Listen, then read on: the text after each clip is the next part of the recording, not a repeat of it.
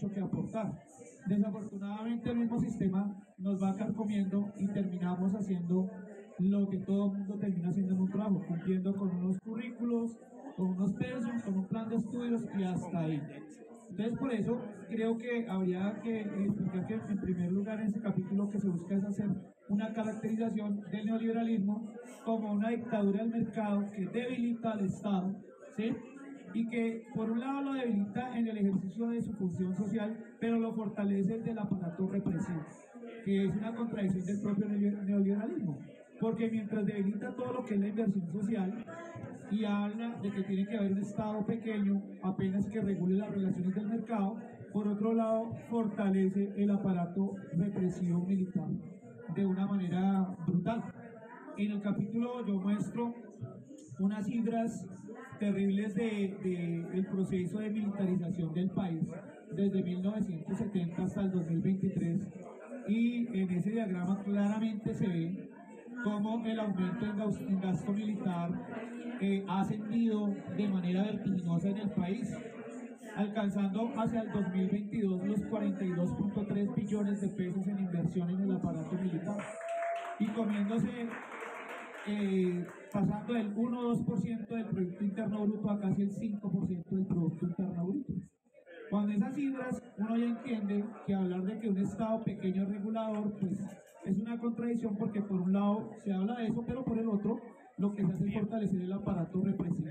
Más adelante en el libro doy otras cifras de cómo durante el gobierno de Iván Duque, más allá de invertir en el tema educativo, de virtualidad, en el tema de poder subsidiar a las familias que quedaron sin empleo, lo que se hizo fue fortalecer aún más el aparato militar. Y yo lo describo en el libro, es como si el propio gobierno se estuviera preparando en ese escenario para desarrollar una guerra contra su pueblo, porque no había otra justificación para fortalecer de tal manera el aparato militar cuando la gente lo que necesitaba era dinero para sobrevivir y las escuelas estaban obviamente pasando a una modalidad virtual, lo que implicaba una inversión en software, hardware y otro tipo de situaciones que le permitieran a los estudiantes y a los docentes continuar el proceso educativo.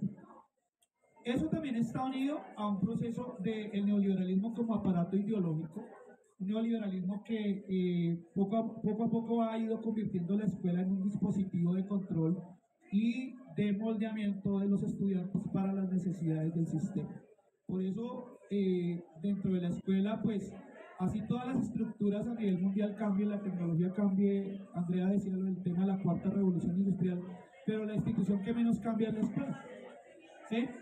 Lo que sí ha cambiado es de pronto que en el caso de Colombia, pues hay una adquisición de software y hardware, pero muchas veces son de segunda y no son de la última tecnología, pero el resto de la escuela, en su estructura y funcionamiento, no ha cambiado. Se sigue, digamos, moldeando un estudiante, un ciudadano que obedece a unas lógicas consumistas, individualistas, de competencia, y que obviamente eso se ve plasmado en una sociedad cada vez más atomizada.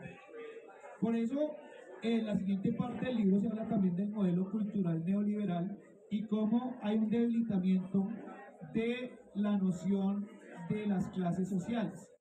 Entonces, dentro del libro acudo a recordar cómo el estado de bienestar keynesiano lo que hace es, obviamente, tratar de fortalecer un estado de bienestar en la sociedad y reemplazar el discurso de la lucha de clases por un discurso de que no es necesario luchar, aquí todos somos buenos, todos nos podemos coger de la mano, salir adelante porque papá Estado está ahí para subsidiarnos a todos. Pero sucede que eso no es rentable en el tiempo y viene toda la década de los 80 y los 90, donde ya sabemos cómo Ronald Reagan, Margaret Thatcher y compañía instauran el modelo neoliberal que estalla totalmente esta situación de lucha de clases y que obviamente implica unos procesos de flexibilización laboral y de tercerización laboral muy complicados que hacen que sea muy difícil sindicalizarse, que sea muy difícil entender que los trabajadores tenemos que asociarnos y solidarizarnos con unas causas. En ese sentido, la escuela no es ajena a esa situación. Entonces, ahí es donde aparece la siguiente parte del libro, donde ya empezamos a aterrizar todo eso en el plano colombiano, en el plano del siglo XXI, y cómo todo ese tema de neoliberalismo cultural pues se empieza a plasmar en el boom de las redes sociales, de las nuevas tecnologías, que forman como, yo lo pinto en el texto, como un escenario, casi como un sancocho cultural, porque por un lado está la violencia, la exclusión, pero por otro lado llega la cultura traqueta en Colombia, que es muy de este país, y llegan las redes sociales. Entonces, a falta de empleo, a falta de estabilidad laboral, pues aparece la posibilidad de que mediante las redes sociales, mediante la noción de influencer, TikToker, YouTuber, OnlyFans y toda una cantidad de plataformas, las nuevas generaciones creen que es muy fácil adquirir un estatus social, tener una estabilidad económica, y eso es un peligro brutal para la escuela, que ya venía debilitada. Y es un peligro brutal porque en cifras se presenta en el capítulo como Colombia es el cuarto país en Latinoamérica con más influencers. Primero está Brasil, luego sigue Argentina, México y Colombia en número de influencers en Instagram. Cerca de 650.000 jóvenes en Colombia viven de eso, viven de ser influencers. Y eso está amplificado por programas como Yo Me Llamo. Entonces yo lo digo en el libro, es la generación del Yo Me Llamo.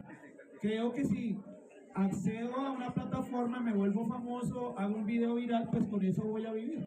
Y con eso la escuela no es necesaria. Entonces es un ataque directo a la escuela pública. Y la crítica va en el sentido de que nosotros como maestros no hemos estado preparados para eso y hemos subestimado ese debate en las discusiones pedagógicas.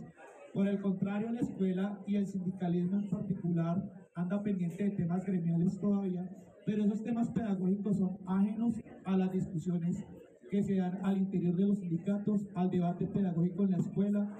Pareciera que no ocurre, se naturaliza, se normaliza, y al subestimar eso se vuelve un peligro aún más latente. Fundamental ahí que se trata también el tema de la despedagogización de la escuela, que es producto también del neoliberalismo en el caso colombiano. Desfinanciación, normatividad, porque hay una normatividad que sustenta el neoliberalismo en Colombia. Nosotros sabemos que la ley 115, la 715, el 1860, el 3020, el acto legislativo 01 del 2001, todo eso fue desfinanciación, todo eso está sustentado, y lo que se ha ido es reduciendo al maestro a una labor técnica de dar clase, pero no pensar, no ir más allá. Eso es bastante peligroso, pero más peligroso para nosotros como sindicato, porque es muy difícil, y por eso me atreví a escribir, si el tema era sindicalismo, de que el sindicato o los sindicatos, en el caso al que nosotros pertenecemos, no tomen en serio estos debates y no los coloquen sobre la mesa. Porque realmente esas discusiones son las que nos pueden dar la posibilidad a nosotros de poner una propuesta educativa seria para el país. O sea, seguimos pensando en un sindicalismo setentero, un sindicalismo donde pues tiene unos líderes naturales, unas imágenes, unos perfiles que todavía la gente sigue, pero el mundo ha cambiado de los 70 a los 2000, 30 años, 40 años, mucho. Entonces eso hay que ponerlo sobre la mesa.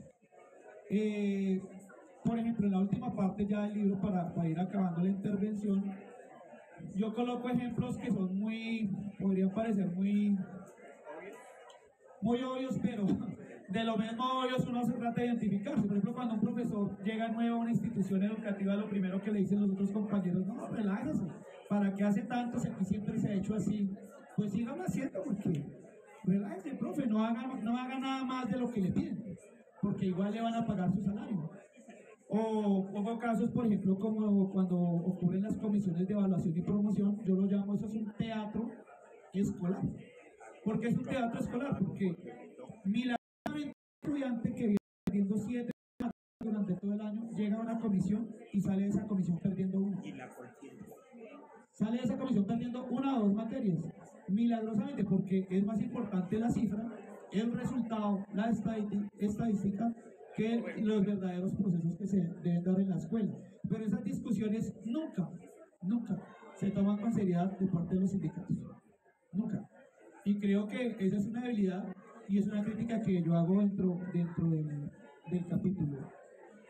Para terminar, finalizo el capítulo hablando un poco de cómo esta situación se vuelve muy peligrosa en el sentido, yo se lo hablaba ahorita al compañero, de una nueva forma de ver el Estado moderno, y es el Estado policial global, que yo creo que es algo que me llama a mí a escribir una segunda parte, porque es como ese Estado policial global se ha ido construyendo sobre la lógica del gran hermano. Es un Estado que vigila absolutamente todos los elementos y situaciones del ser humano, pero también es un Estado policial que obedece a una nueva forma de organización del mundo, en donde ya hay unos desposeídos, unos marginales, que no van a tener empleo. ¿Por qué no van a tener empleo? Porque viene el peligro de la inteligencia artificial.